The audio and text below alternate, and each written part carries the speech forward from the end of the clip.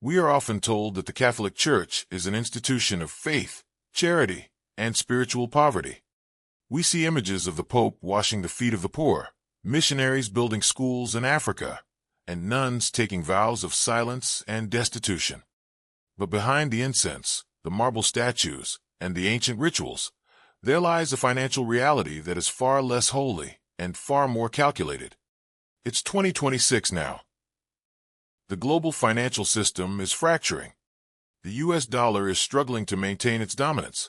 Gold has shattered the $5,000 mark, and sovereign nations are hoarding physical assets like never before. In this chaotic environment, one sovereign state stands apart. It is the smallest country in the world by landmass, yet it operates a financial network that rivals the most secretive hedge funds on Wall Street. For decades, financial analysts and historians have asked the same question: how much gold does the Pope actually have? The official answer from the Vatican Bank, known as the Institute for the Works of Religion (IWAR), is usually modest. They will point to a few symbolic bars and claim their assets are mostly in real estate and stocks. But if you dig into the archives, if you look at the treaties signed in blood and the banking records hidden since the 1940s, a different picture emerges. The Vatican is not just a religious headquarters. It is the oldest and most experienced financial holding company in human history. They have survived the fall of the Roman Empire, the Black Plague, 2 world wars, and the rise and fall of communism. They do not think in fiscal quarters, they think in centuries. And when an institution thinks in centuries, they do not store their wealth in paper currency that can be printed away by a central bank. They store it in God's money. They store it in gold. Today, we're going to open the heavy doors of history. We are going to track the origins of the Vatican's fortune, from the bribes of a fascist dictator to the dark corridors of World War II, and finally, to the Federal Reserve vaults in New York where the real treasure is likely hidden.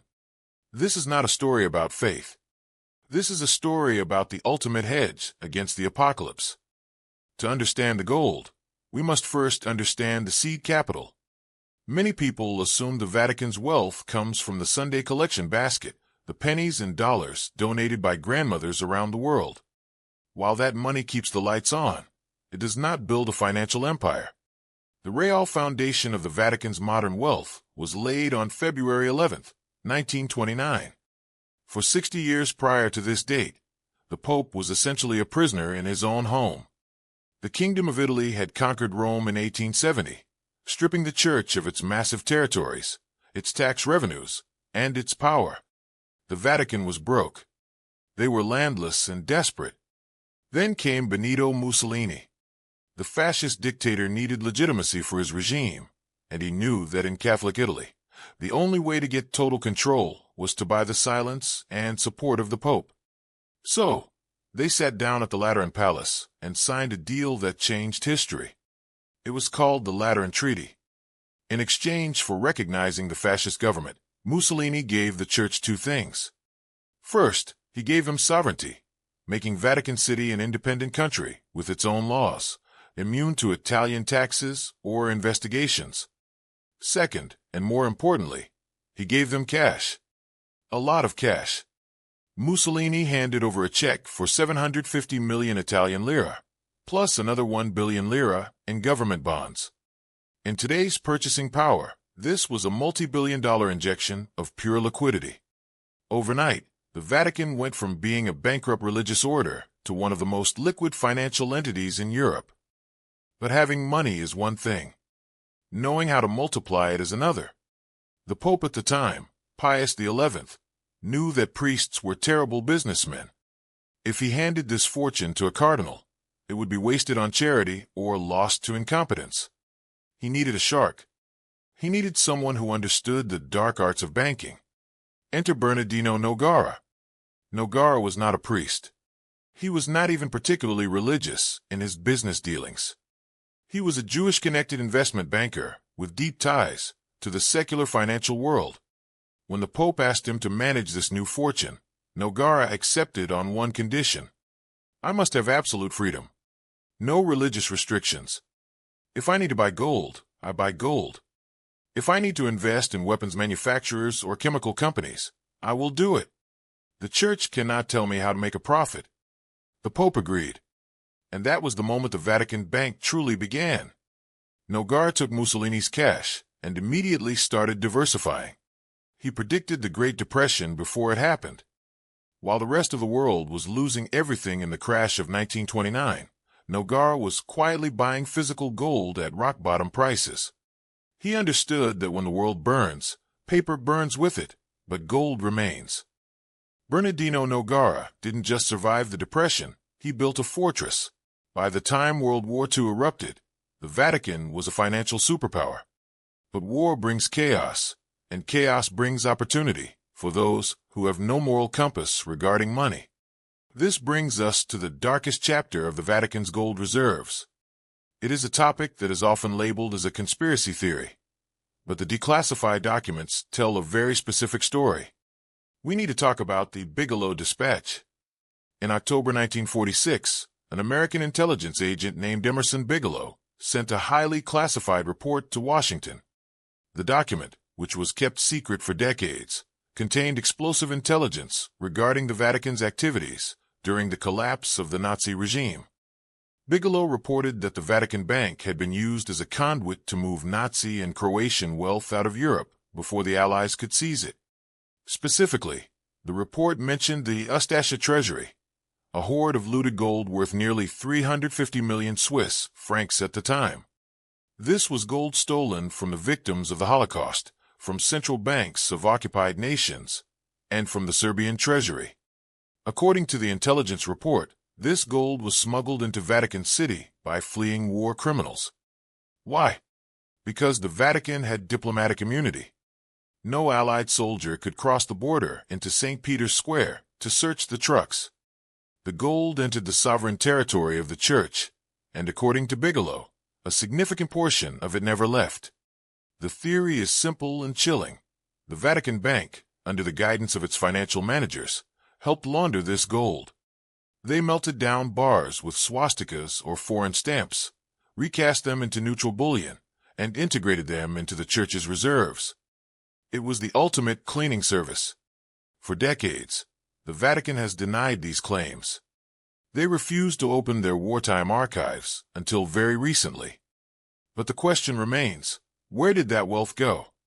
350 million francs in 1946 gold does not just vanish.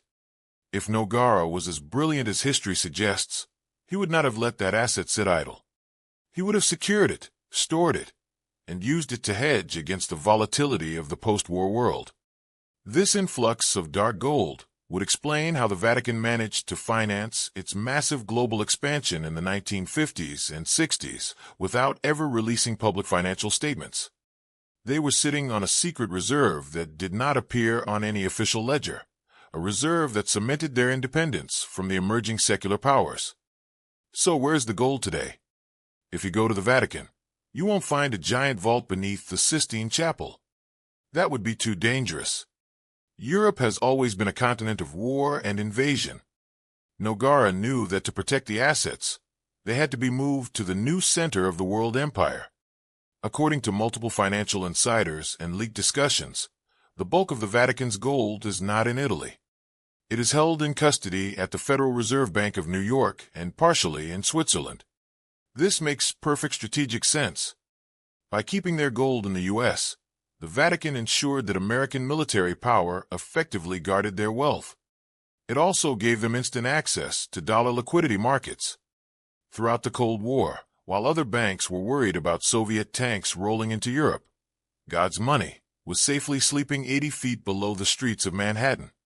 But here is where the story shifts to the present day, to 2026.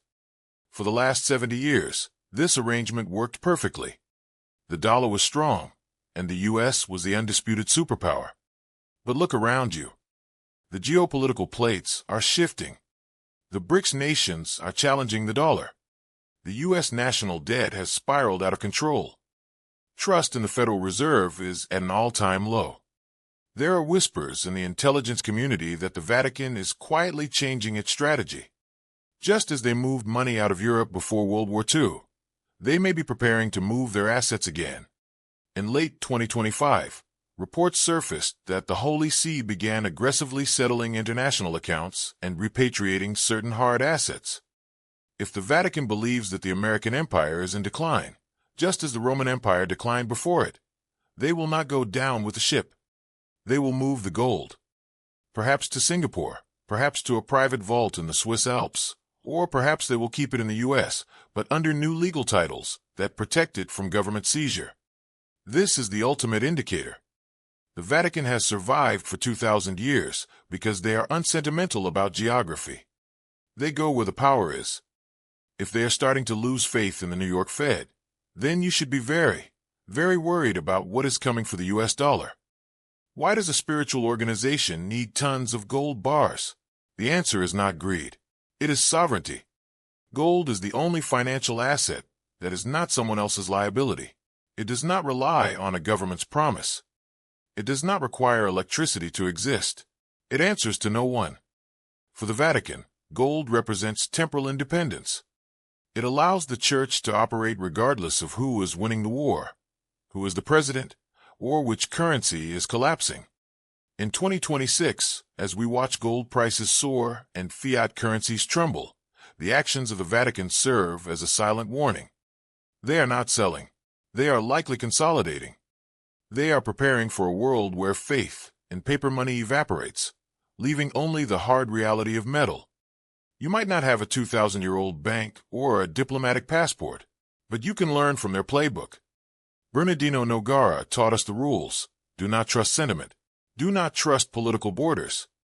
And never, ever trust a currency that can be printed by politicians. The Vatican calls it God's money because it is eternal. If you want your wealth to survive the coming storm, maybe it's time you started treating it with the same reverence. Subscribe to the channel. We are tracking the money that moves the world, even when it hides behind the altar. I'll see you in the next video.